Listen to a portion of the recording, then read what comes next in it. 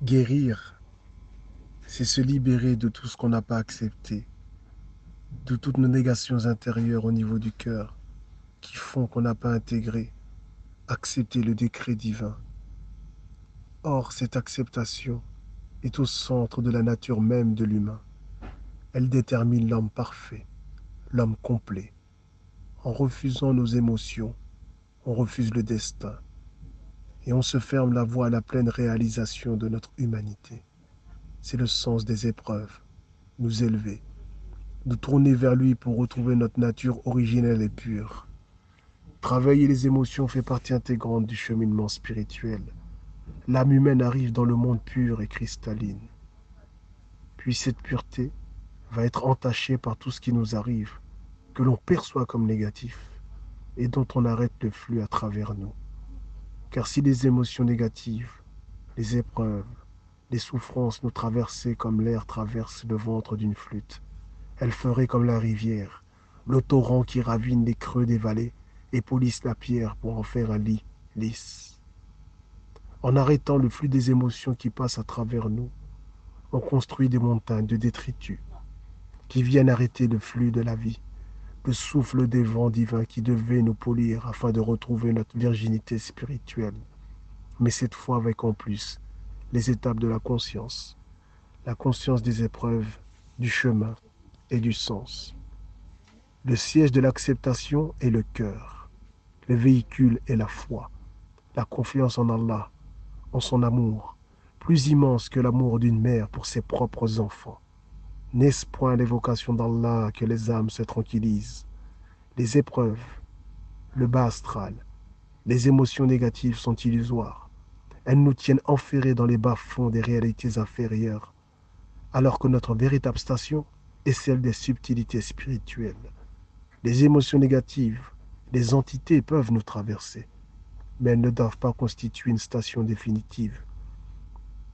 C'est faire offense à notre véritable nature, qui est bien plus élevée. Elle est celle de la noblesse de caractère. Les émotions négatives doivent être un tremplin pour sauter encore plus haut. Elles sont une purification comme la rivière qui creuse les vallées. Que Dieu nous aide à gravir l'échelle spirituelle. Yom al-Qiyamah. Certaines âmes voudront être à la place des êtres torturés, des femmes violées, de ceux qui ont eu leurs biens spoliés, des handicapés.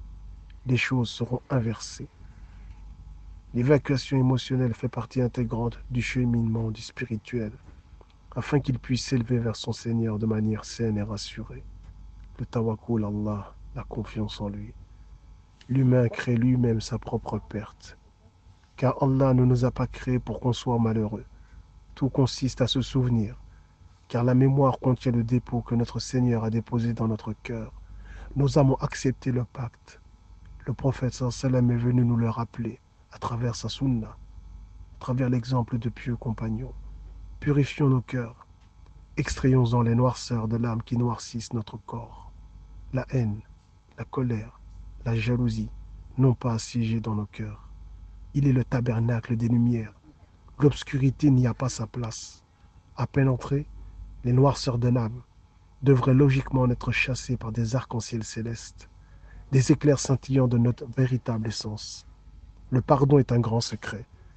Il extrait d'un coup les noirceurs qui ternissent la lumière du cœur.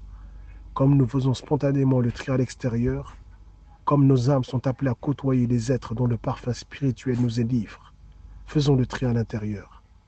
Ne laissons pas les émotions négatives, les parfums qui déplaisent à nos âmes, nous côtoyer au plus intime de nous-mêmes. C'est un ménage intérieur.